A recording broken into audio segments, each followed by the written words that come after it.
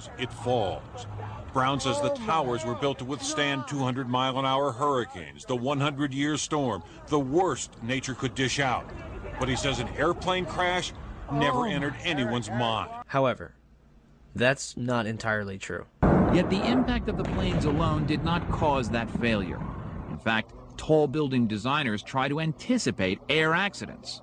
Marc Loiseau is president of a company called Controlled Demolition. When this structure was designed, it was designed, to the best of my understanding, to take the impact of what was then the state-of-the-art airplane being used in our country, the Boeing 707.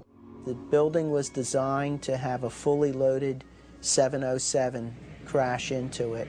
That was the largest plane at the time.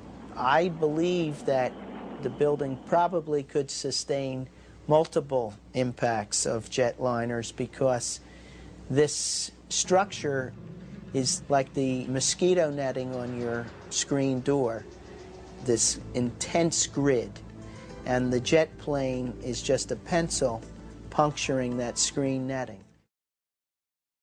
John Skilling, the World Trade Center's head structural engineer, told the Seattle Times after the 1993 bombing that if a plane struck the building, there would be a horrendous fire, but the building structure would still be there.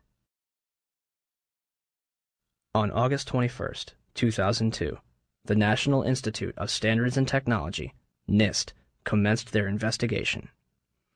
NIST is a government agency that reports back to the United States Department of Commerce, headed at that point by Donald Evans and later replaced by Carlos Gutierrez, both Bush cabinet appointees.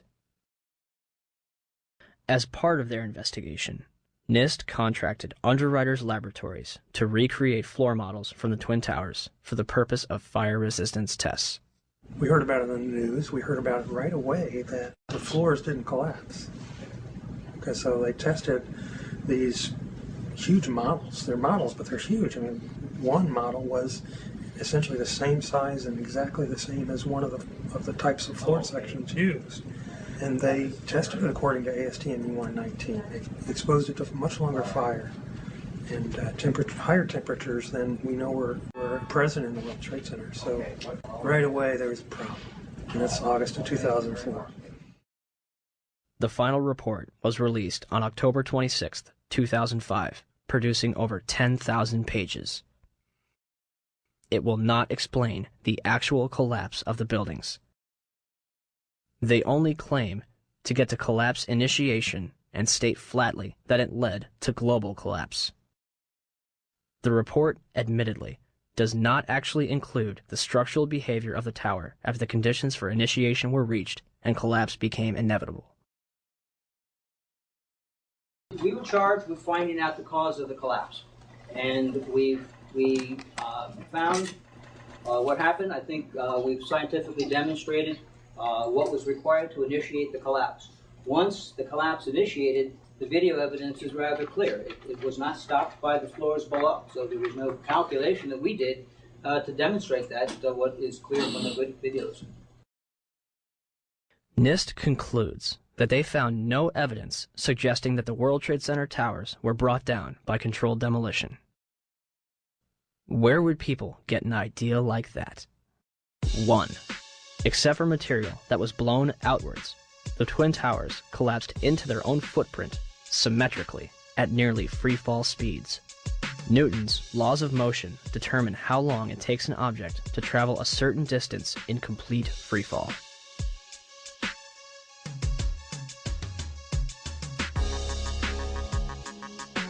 In a controlled environment, an object dropped from the roof of either Twin Tower would reach the ground in 9.2 seconds. The 9/11 Commission report will state, at 9:58, the South Tower collapsed in 10 seconds. Even NIST says the tops of the buildings came down essentially in free fall. Judge for yourself.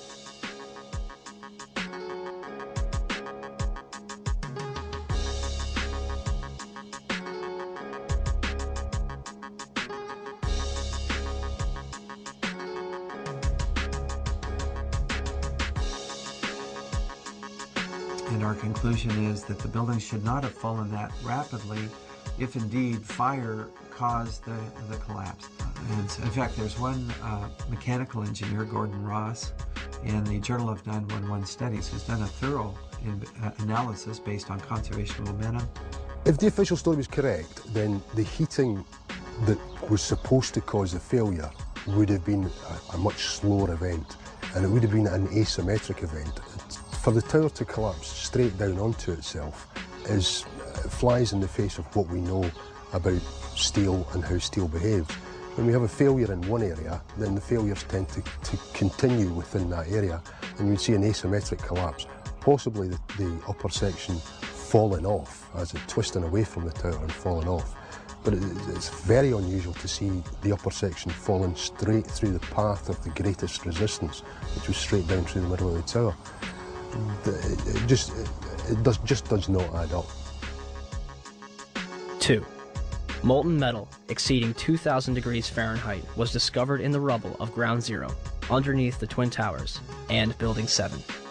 Even with heavy rain on September 14th and 21st, a constant stream of fire retardants and water, described as creating a giant lake, these fires would not be extinguished until December 13th, 2001, making it the longest burning structural fire in history.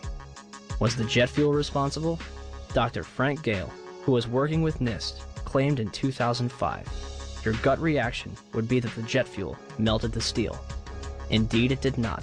The steel did not melt. The temperatures that we know existed within the collapse, within the debris pile, are physically impossible from an atmospheric jet fuel fire. Cannot be done.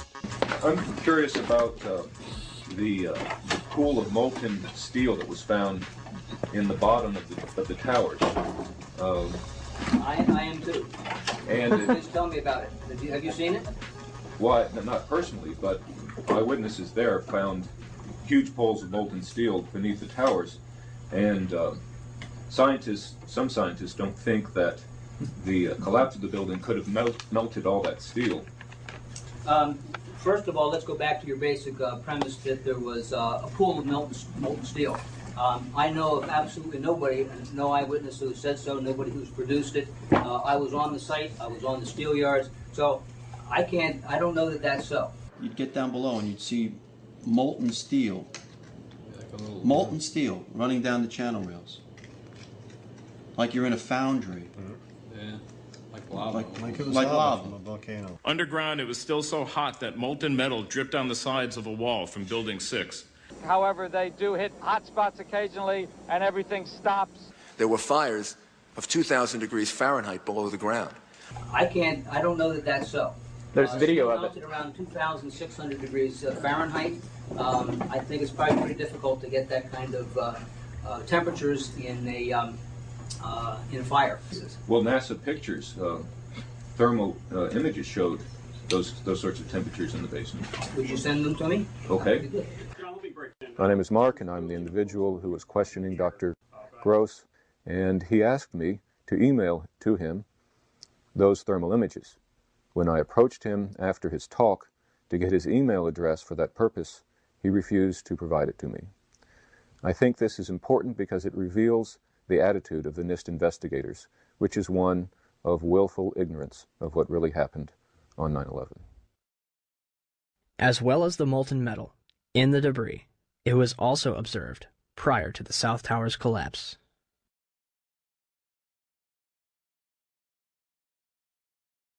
Also, a minute and 20 seconds before collapse, large amounts of white smoke begin pouring from the base of the South Tower.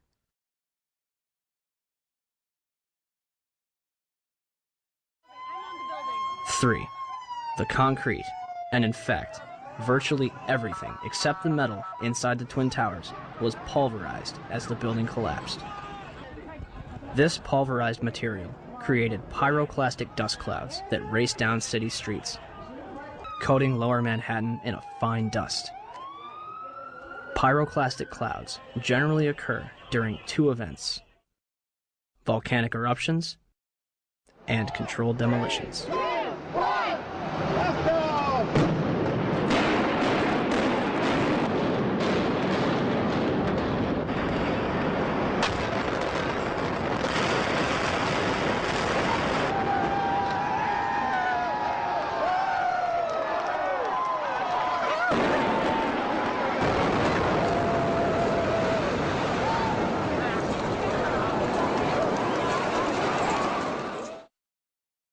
4.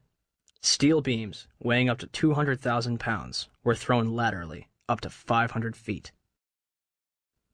A cross-section from the World Trade Center, weighing approximately 300 tons, was embedded in the southeastern corner of the American Express building.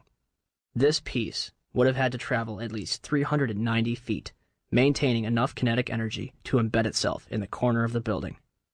What we should have seen in the debris pile was a pyramidal shape. If it had been a gravity-driven collapse, we would have seen a roughly pyramidal shape or a conic shape. What we actually did see was a massive